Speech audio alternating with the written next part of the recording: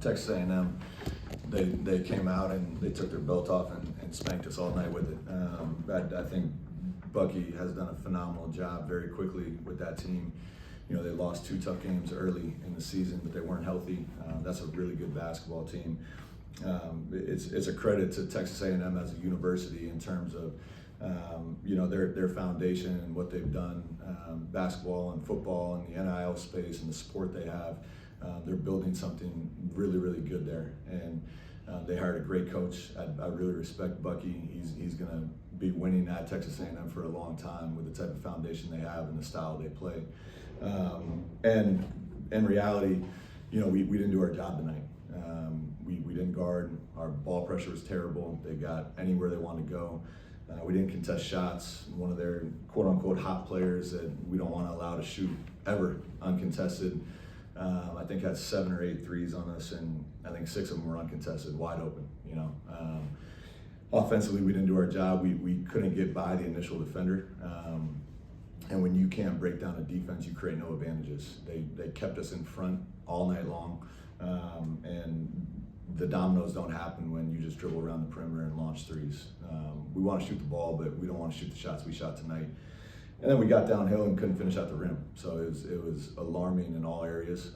The one thing I said to the team after the game, you know, 2 things I said to them. One, we were 8 for 17 from the free throw line tonight, and to me it shows a total lack of focus going into this game. And either they weren't focused or they were scared, which neither are good.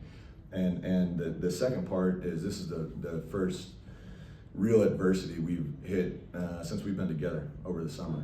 This is the first time we've got punched in the mouth and we didn't respond. The other 2 times were Alabama and Florida, and we responded. Tonight we didn't. But we cannot let this affect our upcoming games. We got Georgia coming in just a few days, and then we got Houston. It's going to feel a lot like it did tonight. They're big-time programs and big-time teams, and they're coming in to kick our butt. And if we're not ready to play, it's going to happen again. Why do you think the ball gets stuck on offense? What can you do differently to try to not allow that to happen? Yeah, I'd have to watch the film in real time, and to me, I thought our screening was terrible. We were slow into the screens. We weren't setting good screens, and then we didn't attack their switches. We bounced out and we over dribbled the ball. The ball didn't move, got stuck. And like I said, when a defense keeps the ball in front of them the whole night, you never have an advantage. And when we did get by the initial defender, we just didn't finish at the rim. The one really good play I thought we had, and I'm sure a couple more will show up on film in the first half, and we were already down 20, but Rob broke down the defense, collapsed the defense, and sprayed it out, I think, to Kobe for a wide open shot. And that's the style we want to play, but you got to break down the defense to get those shots. And all night we played patty cake with the ball, and they sat down and guarded like grown men. You mentioned Kobe. Was it good to finally see him get going tonight? He's had a couple rough nights here in the last couple of weeks. Yeah, Kobe, you know, stopped thinking and started shooting and doing his job. It was one of the lone bright spots of tonight. He got a little bit of a rhythm. I think he was part of that run that cut it to almost 20 in the second half, and then they immediately went back up and I think hit 3 or 4 shots in a row.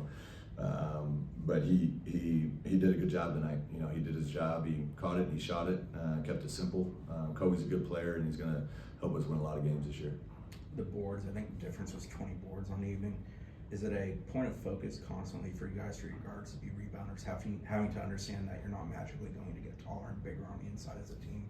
Yeah, that's something that, you know, we're going to continue to push our guys. We're just the reality of the makeup of our team, and we saw it with Florida. Like these teams have big time budgets to go get big time players that are grown men, and our team. I love our team. I love our guys. I love what we're building. I love our administration.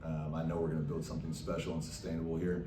But the way this team was built, we are undersized, and we're giving up a lot of size in the interior. And if you don't fight for rebounds, like it's an all-out, this is life or death, we're going to get out-rebounded every night. And right now, we don't have the fight, the grit, and the determination to go rebound the ball with these teams. We got 2 or 3 guys every possession just watching, and it's got to be 5 guys against whoever their bigs are trying to scrap and get those rebounds, or you're going to see what we saw tonight, a guy get almost 20 rebounds against us like he was playing in the park. Coach, you went on an 11-0 run there in the middle of the second half, trying to claw your way back in it. What does it tell you about the fight of this team, despite being down 30? Yeah, I like I said, I really like our guys. I think we got really good guys. They're competitive. Tonight we did not show that consistently outside of that one stretch, but we went on that run because we got stops and we rebounded. And the offense all of a sudden gets a lot easier when you're flowing in transition and not taking the ball out of the net or setting up a press break when they're shooting free throws. So our offense got going a little bit because we finally, for a small stretch of the game, got some stops and rebounded the ball. But I like this team. You know, obviously we got our butt kicked tonight. I like our guys. I like their grit. I told them after the game, I'm really excited to see their determination of bouncing back from a tough night. You know, obviously we're going to watch film, we're going to clean some stuff up, but we got to come out against Georgia with our foot on the gas, or it's going to be a similar result. You've talked about before trying to read the room at halftime and how that affects what you say or what the players say to each other. What was that kind of like post game today? You just kind of talked about what you started to talk about what you said to them after the game. Yeah, it was. You know, we've talked about it for months now. Adversity is going to hit, and the real teams, the good teams that are actually trying to build towards championship results, and the teams that have a standard always bounce back from adversity. You almost welcome it because you learn the most when things get tough. And tonight was obviously a tough game for a lot of individuals. It was a tough game for our staff, and it was a tough game on the scoreboard. And so I'm excited. I'm excited to see how we bounce back from this. Like I said, all the good teams I've been a part of, both as a player and as a coach, adversity always hits. It hits on the court, it hits in your life, and the ones who figure it out in life and in sport always find a way to bounce back from whatever adversity comes up. And tonight, obviously, we got slapped in the face, and we got Georgia coming. So I'm excited to get ready for them. I know the outcome's not what you wanted, but was it nice to get back to Tampa for a game in Yeah. front of FSU fans? It was. Yeah, it was. I talked to the radio right before I came in here, and you know, so many close friends, kids I went to high school, middle school, elementary school, family, both my brothers, my sister, all their kids, aunts, uncles. And it wasn't just me, our whole staff. Obviously, being around Thanksgiving, a lot of the players' families came. But for me to come back home in our backyard where I grew up was really special. It's something that we want to keep doing. There's such a great fan base down here in Central Florida and Tampa specifically that we, you know, last time we played here was 2017. And we would like to continue this game for this fan base down here, and hopefully next time there's a little bit better result. And it's embarrassing to come put on that type of performance in front of your loved ones, but that's what happened, and we move on and get better from it. Everybody else set? Thank you, guys.